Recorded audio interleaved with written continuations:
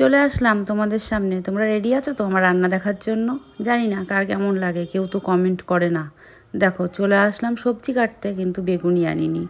আসলে আমি বাঁধাকপিটা বের করেছিলাম ঘন্ট করব বলে, কিন্তু আমার ছোট মেয়ে ফোন করে বলল বেগুন সর্ষে বাটা রান্না করতে।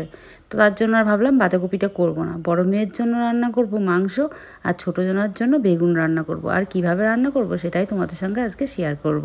সকালের বাসি কাজকর্ম গুছিয়ে স্নান করে পুজো টুজো সেরে রেডি হলাম ওই বাড়ি যাব বলে। মেয়ে ফোন করে বলল মা ওখানেই রান্না করো, আমরা দুই বোন আসছি। তার জন্য আর কি করার আছে, রান্নার জন্য ঘরে ছিল বেগুন আর ছিল বাঁধাকপি ফুলকপি। তো সামনেই ছিল মাংসর দোকান, সেখান থেকে 500 মাংস কিনে নিয়ে চলে আসলাম। আমার ছোট মেয়ে তো আবার নিরামিষ খায়, তোমরা তো জেনেই গেছো এতদিনে। এই যে কালো জিরে দিলাম তেলের উপরে, তার মধ্যে অর্ধেক টমেটো দিয়ে দিলাম। টমেটোটাকে ভালো করে ভেজে নিয়ে তার মধ্যে দিয়ে দিলাম বেগুন ভাজাগুলো, তার মধ্যে বাটা মশলাটা দিয়ে দিলাম। এখানে ছিল সর্ষে আর কাঁচা লঙ্কা।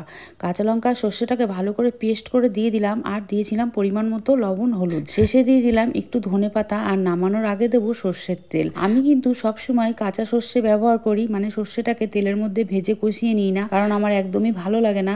আর তরকারিটা কিন্তু তেতোও হয় না। আমি এইভাবে রান্না করি, খেতেও ভালো লাগে। সর্ষের যে একটা ঝাঁঝ আছে সেই ঝাঁঝটাও কিন্তু থেকে যায়। এইভাবে একবার রান্না করে খেয়ে দেখো, দারুণ লাগে। তো ছোট মেয়ের রান্না তো নেমে গেল, আর ভাতটা কিন্তু আগেই হয়ে গেছিলো। এখন আমি মাংসটা রান্না করব। তার জন্য দুটো তেজপাতা ভিজা কাপড় দিয়ে মুছে তেলের মধ্যে দিয়ে দিলাম, তারপরে দিলাম গোটা জিরে, এবার দিয়ে দেবো পেঁয়াজ। আর আমি না 500 মাংস অনেক দিন হয়ে যাচ্ছে রান্না করি না, তো আজকে নিয়ে আসলাম 500 মাংস এই কারণেই, কারণ ছোট মেয়ে খায় না, আমরা 3 জনা খাবো, তো সেই জন্য অল্প করেই নিয়ে আসলাম। পেঁয়াজটাকে লাল লাল করে ভেজে নিয়ে মাংসটা দিয়ে, মাংসটাও কিন্তু একটু ভালো করে ভেজে নিয়েছি, নিয়ে দিয়ে দিলাম আলু, তারপরে দিলাম অর্ধেক কেটে রাখা টমেটো। এখন দিয়ে দিলাম জিরের গুঁড়ো, ধনের গুঁড়ো আর লঙ্কার গুঁড়ো। এবার বেটে রাখা মশলাটাও দিয়ে দেবো, দিয়ে সব কিছু একসঙ্গে কষিয়ে নেবো। আর বেটে রাখা মশলার মধ্যে সেরকম কিছুই ছিল না, আদা আর রসুন আর কাঁচা লঙ্কা, আর একটু লঙ্কার গুঁড়ো দিলাম কালার হওয়ার জন্য। আর আমি একটু ঝাল খেতে ভালোবাসি, তার জন্য একটু ঝাল ঝাল রান্না করি। আর এবার দিয়ে দিলাম পরিমাণ মতো লবণ আর হলুদ। এখন আমি মাংসটাকে খুব ভালো করে কষিয়ে নেবো। তোমরা একটা জিনিস খেয়াল করেছো নাকি জানি না, আমি কিন্তু আলু ভেজে দিইনি। যতদিন নতুন আলু থাকবে ততদিন কিন্তু আমি আলু ভেজে দেবো না, কাঁচা আলুই দেবো, আমার কাছে খুব ভালো লাগে।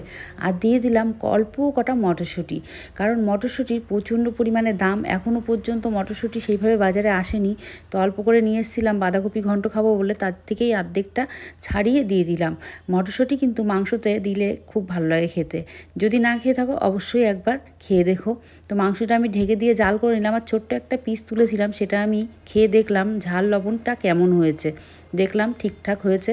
আর আমি রান্নাতে না কোনো দিন চেক করে দেখি না, আমি যা দিই পরিমাণ মতো ঠিকঠাকই হয়। তো লাস্টে দিয়ে দিলাম নামানোর আগে অল্প একটু গরম মশলা, আর দিলাম একটু ধনেপাতা। আর গরম মশলা কিন্তু আমি বেশি কোনো দিনই দিই না, কারণ গরম মশলার ঝালটা আমাদের কারোরই খুব একটা ভালো লাগে না, গরম মশলার গন্ধটাও কিন্তু খুব একটা ভালো লাগে না। তোমরা দেখবে আমি কোনো তরকারিতে গোটা গরম মশলা দিই না, কারণ গরম মশলার গন্ধটা আমাদের ভালো লাগে না। তো আমার তো রান্না বান্না কমপ্লিট। তোমাদের কেমন লাগলো ভিডিওটা অবশ্যই কমেন্ট করে জানিও, আর একটা লাইক করে দিও, একটা শেয়ার করে দিও। টাটা, সবাই ভালো থেকো।